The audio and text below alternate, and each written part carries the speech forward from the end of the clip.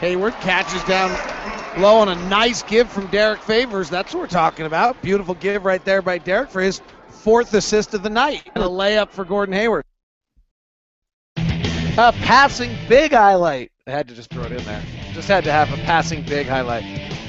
The schedule is out. It's getting close. It's getting real. We'll analyze it. We'll look at it. We'll break it down. The excitement of the 2014-15 NBA season is right around us, and today it's tip-off. Pow! So last night, for the first time ever, while I was investigating classes I needed to take, my wife asked me about this podcast. She said, do they care that your office is a total pigsty and a mess and you got crap everywhere? It's like, no, we're just having a cup of coffee together every morning. She's like, I'm like, and the camera only shows a part of the mess. She's like, you really should clean it up. So, here. There. Now it's a little more cleaned up. Hope everyone's good. Sorry, we're a little later today than usual. I was either reading University of Utah Continuing Education, Salt Lake Community College, or I was keeping tabs on what's going on in Ferguson, which I have a million thoughts on, none of which I've decided are a good career move for me to share. I would love if the day came where this thing became kind of just an open discussion of everything that's going on, heavily focused on the Jazz and NBA, but I think it would ruin it, and I think it would cause problems. The only thing I will share, I must just share this thought on what's going on in Ferguson, Missouri. Having lived in LA during the riots, I have the one thought that I've never been able to get out of my mind is that had the LA riots lasted long enough, that the protesters became organized with the amount of weaponry that we have just floating around in our society, it could have been insane. And that day will come, if not tomorrow or today in Ferguson, Missouri.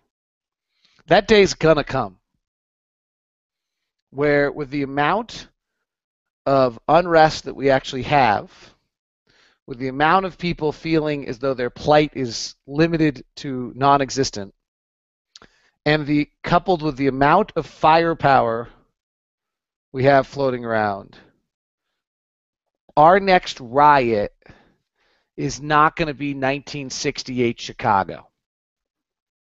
It's going to be a bloodbath at alarming levels.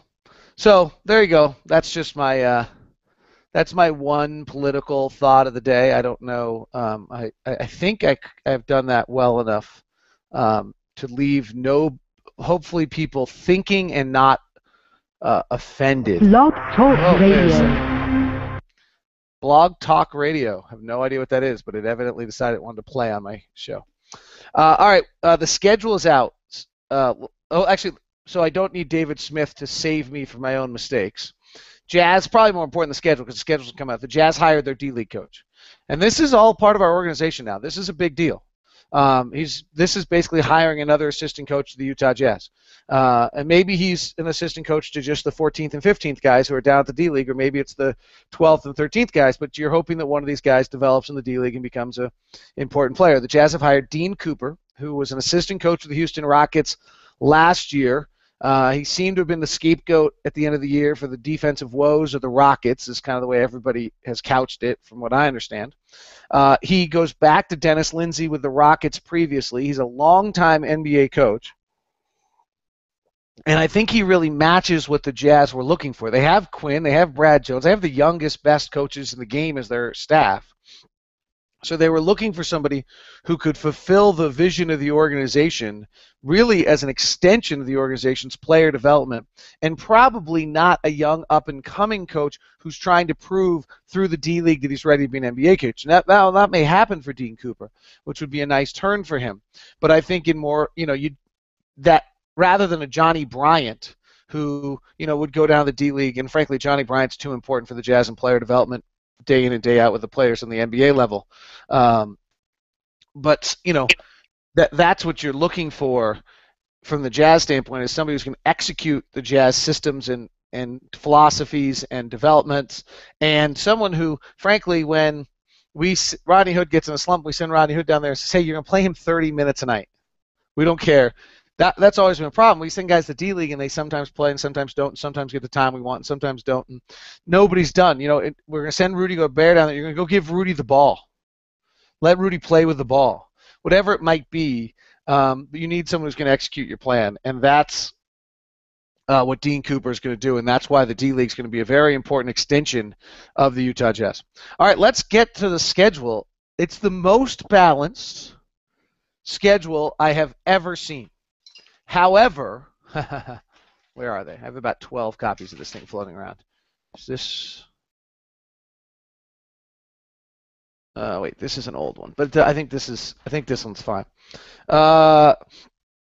Okay. However, I have literally 12 of these things floating around, and what I have is this is the ski race one. This one tells me when and how and if I see ski races. This one tells me that on January 24th, I believe this is right still, we play Brooklyn at home, and then on the morning of the 25th, I drive to Jackson Hole, Wyoming, and watch a ski race, and then come back and we play Monday. I think that's right. So the schedule is the most balanced schedule I've seen for the Utah Jazz ever. And actually, I would say is a pretty good schedule. And I'll explain why in a minute. Now, the one thing I'm concerned about, or I think is worth remembering now and trying to remember then, is we're all very excited for this season. We're all very interested. There's a lot of belief. There's a level of excitement and anticipation to the season. I think we all think we're going to be better and maybe more interesting to watch and things of that nature. And I'm excited for everybody who thinks that. I mean, I think that's really as exciting as it gets. However,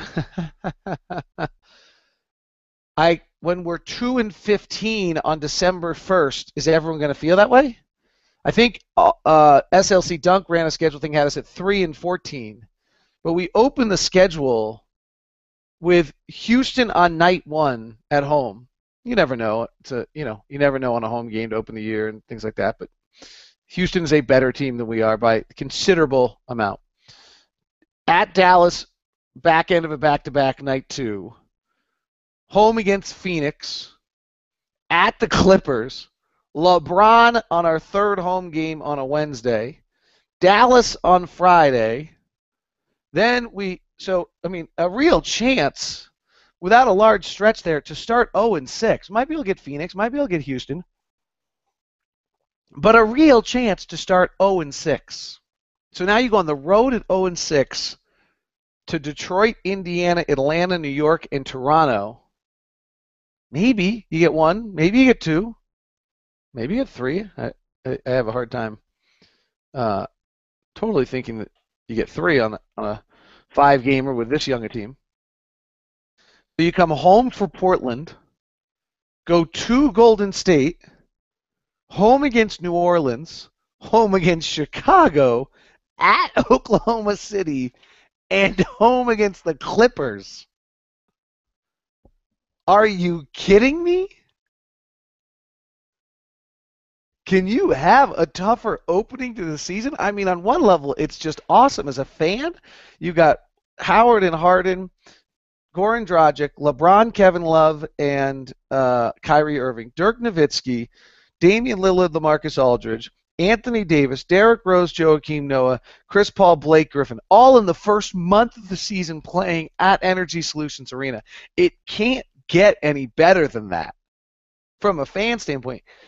But I mean, we got a bunch of guys on this thing right now. Feel free to hit on the chat room, or if you're listening right now in the talk, discuss amongst yourselves in the tip-off event room how many wins you think you got out of that group, and tell me who you think they are.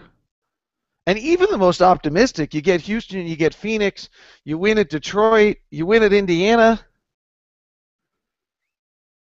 You win against New Orleans, you got 5. You're 5-12 with insane optimism. So I think that's the only thing about this schedule that's a real bummer is that right out of the chute, you just go through Murderer's Row. Not a huge amount of practice days in there either. Some, you just don't get a lot of practice days. But I mean, they could probably practice late Friday after coming back from Dallas at 3 o'clock in the morning just to go over stuff. You could probably practice November 2nd before flying to LA. You could probably practice November 6th after between Cleveland and Dallas. You're not going to practice at all from the 6th of November till the 17th of November. You're not getting a single practice day in. They don't exist. 5-game roadie with 2 back-to-backs in there. You're not getting anything in. I don't think. You might practice the 19th. You'll practice the 19th and travel. Probably practice and travel the 20th. So you get some in by the time you're done there. But it's brutal. And so we have to hold ourselves together when we're 3. If it really happens that we're 3-14 to open up, and realize that that's not a sign that anything's not working. Let's try. I mean, we almost need to like little tattoos or tape on our fingers. 3-14 does not mean it's not working, right? Like it's going to be a long process, but that's going to be interesting. And I think losing is going to be hard on a young group. Here's why it's not a bad schedule. 27 teams play us on the back end of a back-to-back. So over almost a third of our schedule, right? 27 times 3 is, I think, 81. Last time I checked. So a third of our games will be teams playing us on the back end of a back-to-back. We'll get some wins because of that. That's the most in the NBA. Only 3 teams have more than 24. We have 27. Miami, Milwaukee, and Minnesota all have 24. Or more. We have 27. I mean, we're way more than everybody else. 22 of those 27 games, so a quarter of our schedule, were rested when they're not. So 22 of our 27 games this year were rested while the other teams are not. Ed Comfort did a huge amount of this work. I appreciate it. The league average on that 22 is 13. Dallas has 20 games where they're rested and the other team's not. Miami has 19. Otherwise, nobody else has more than 17 games, and we have 22. Again, league average is 13. In the past, a signature of a Jazz schedule in the 5 years that I've done radio play-by-play and the 20 years I've been involved probably in the NBA in the organization, has been that we have death row marches in certain months. Last December and March were brutal. I think we played 19 games in March. Let's remember we had played for 2 years in a row. We had played more games than anyone else in December and more road games than anyone else in December. We completely imbalanced schedules. This year is amazingly balanced. We play 15 games in December and in January and in March we play 16. We're right on the league average for games every month. We have no weird stretch where we play 18 games or 19 games in a month. The Warriors play 18 games in March. The Spurs play 18 games in December. The 76ers get killed with 18 in January. Adding 2 games to a month, guys, is an amazing number. When you just think about it, if you play 16 games in 31 days, you've only got 15 days off. You suddenly take that to 18 and 13 days off. That's a huge difference. I mean, I can't even explain to you living it how different that is. You're just dazed. Here's the crazy one. Look at our home games and our road. There's no month in which we have more than one more home or road game than the other. Right? Like we used to have months where we play 3 home games and 12 road games. In November we have 7 home games, and 8 we have in December we have 7 home games, and 8 we have in January we have 8, February we have 6, and March we have 8. In November we play 8 road, in December we play I think 8 road, 7 home. I mean, like it's totally even. By the way, 1 Thursday home, 0 Sunday homes. So we have 19 back-to-backs, the league average, 19. Opponents, though, have 27 against us. We play 5 back-to-backs when both teams are playing back-to-backs. It's really a good schedule. 8-day All-Star break. Some other notes around the rest of the league.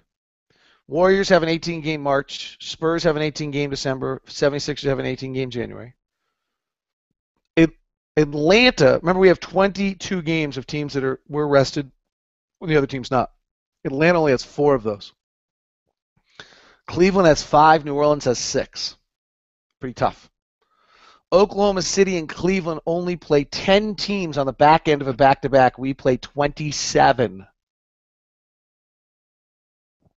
These are stunning. Atlanta has 12 games when both teams are on back-to-backs. Milwaukee has 11. 8-day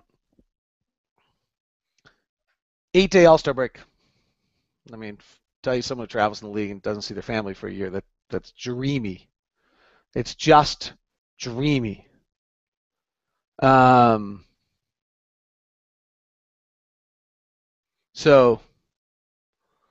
I think that's, I don't know. I think it's a pretty good schedule. See, just the Open's brutal. All right, actually, I thought this was an interesting idea. Michael Lee from Washington Post wrote 5 ideas for scheduling, some of which I thought were interesting, some I thought I didn't really get. But one I really liked was he wrote more home and homes. I think that would be cool.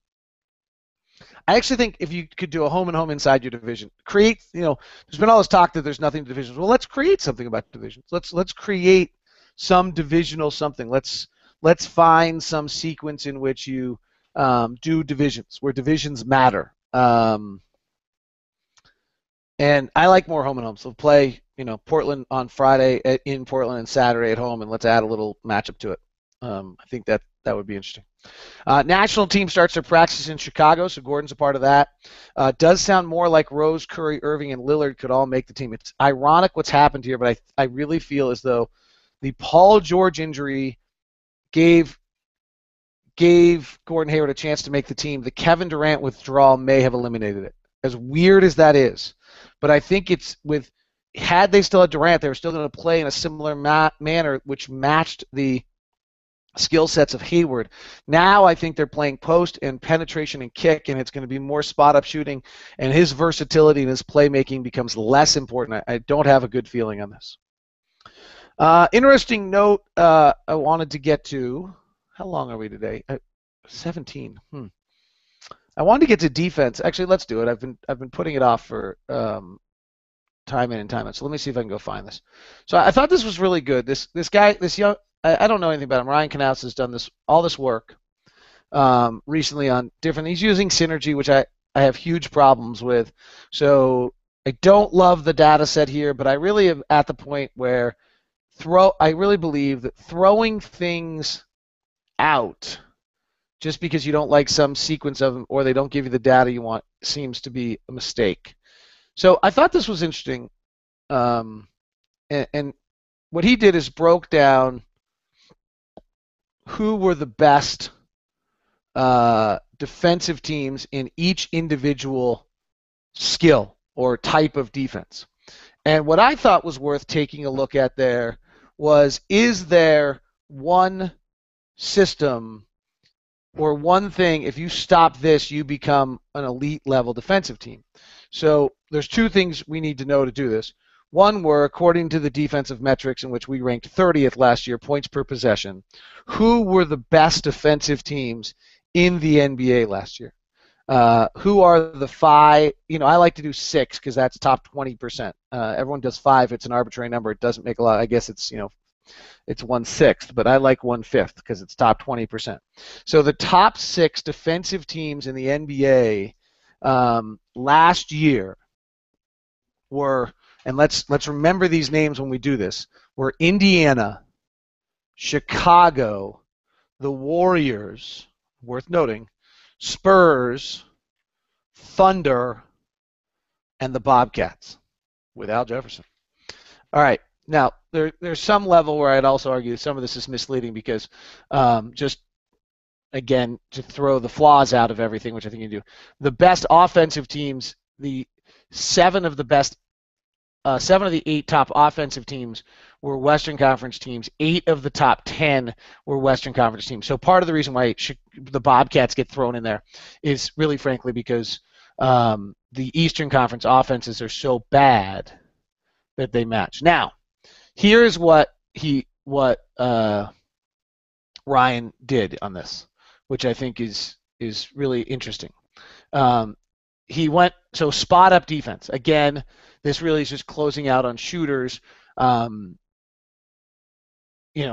per opponent's spot up attempt last year. The best in the league were the LA Clippers, who are not one of the top 5 defensive teams. The Pacers were in that group, so let's write a little thing down. Spot up. The Bulls were the 3rd best. Okay, spot up. Boston and the Wizards, who did not make top 5, were in there. The Jazz, by the way, were the worst spot-up defensive team in the NBA last year. It's worth also noting that the Bulls, the Jazz allowed 1.07, which was the worst, and the Clippers were 0.86. Okay, pick and roll ball handler. How important is it to really defend the pick and roll ball handler? Now, Miami is the best in the NBA at that. They trap the pick and roll ball handler. They give them very little room with their system. They don't drop back like some of the other teams do. The Clippers were the 2nd best team in the NBA. The Wizards were the 3rd best. The Kings were the 4th, and the Pacers were the 5th. So the Pacers were only one of the 5 teams that were the best defensive teams in the league that also handled the pick and roll ball handler. The Knicks were the worst, the Pistons, the Bucks, the Blazers, and the Jazz. The Blazers were bad because they just dropped Robin Lopez back and conceded that the pick and roll ball handler would shoot, I think, to an excessive amount. I think that got a little out of control last year. Okay, let's move to the next category that Ryan did. Transition. How important is transition defense? Well, the number 1 team in the NBA in transition defense was the Indiana Pacers. Okay, that should tell us a little something. And Indiana, who was so good defensively, is showing up in a lot of these different categories right now. Let's see if I can find this. Sorry, my computer has slowed down a little bit. Right now I've got about 23 different windows open, 12 of which have happened during this show. So I need to back it up a little bit. You cannot tell me that this page is unresponsive because I can't get out of it. Toronto Raptors are the 2nd best transition defense. The Warriors are the 3rd best transition defense and the 3rd best overall. The Hornets are the 4th best transition defense, and the Thunder are the 5th. So suddenly, of our top 6 defensive teams, 4 of them are in the top 5 teams against transition. The worst transition teams in the league last year were the New Orleans Pelicans, the Jazz, the Kings, the Magic, and the 76ers. Pretty bad teams. That, to me, gets out to be the key to this whole thing.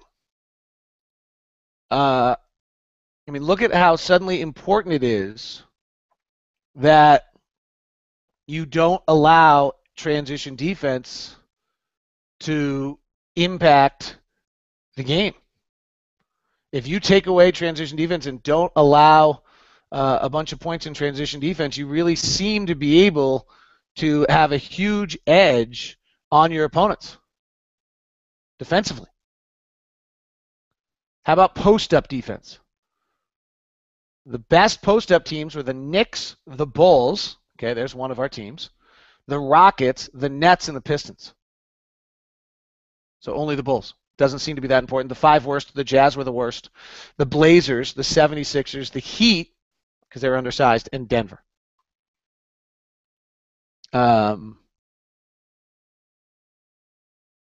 Isolation. How important is it in isolation to just be able to stop your guy?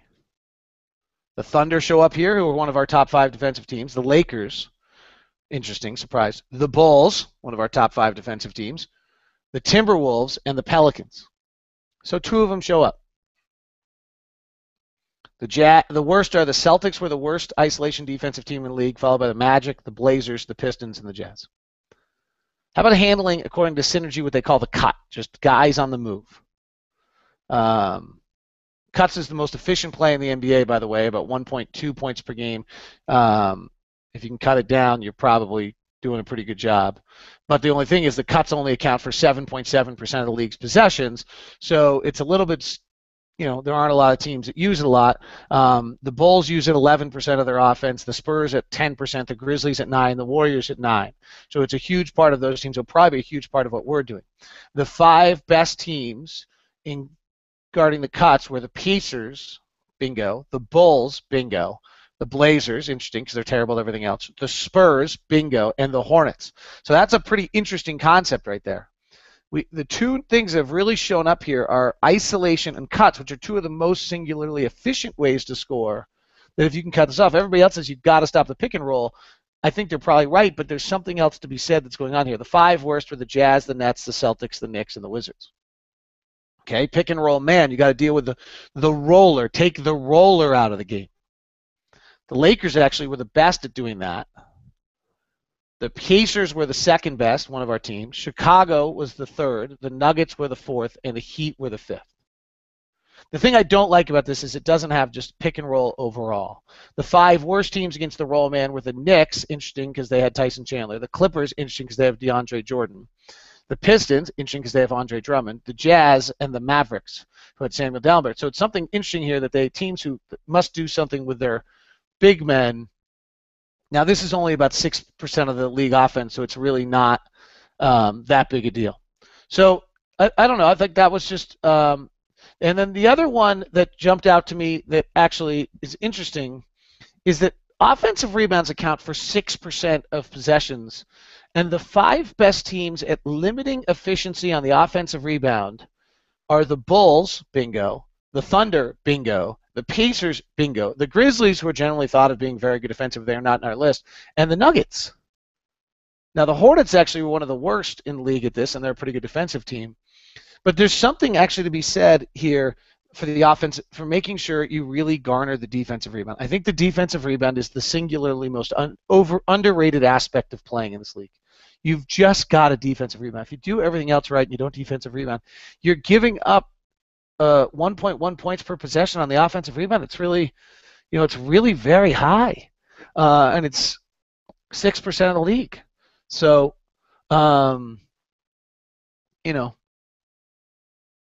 just there you go. So I just thought that was a worthwhile look at things to see what teams were there. Maybe you bought that, maybe you didn't. But what does it tell us? I think it tells us that isolation defense is actually really, really important. Or excuse me, transition defense is really, really important. Playing the guys off the cuts is awfully important. And offensive rebounding. So we're going to hear, you obviously got to pick and roll. I mean, there's 70 pick and rolls a game, but I think it all starts with getting back in transition. Getting back in transition, getting teams in a half-court set. And then not just being able to be broken down, being able to play a team concept. I think to some extent, if you're not just getting broken down, then you're able to guard some of the cuts and do some of the other things into the game. All right. So anyway, I hope you're well. That's kind of where I was. I had some other notes for you about our pick and roll last year, but we'll talk about that tomorrow. It's not like we are bubbling with information here, though I'm about to start digging into my prep, so you're going to get these random days where I update you a huge amount about the Houston Rockets or the Dallas Mavericks or the Phoenix Suns. I'm actually going to do it differently this year. I usually do it alphabetically, and this year I'm going to do it based on who we play. So I'll start with Portland in our preseason and move on from there. The schedule is out. I look forward to seeing you all at Energy Solutions Arena in the near future. Hope you enjoyed the show today.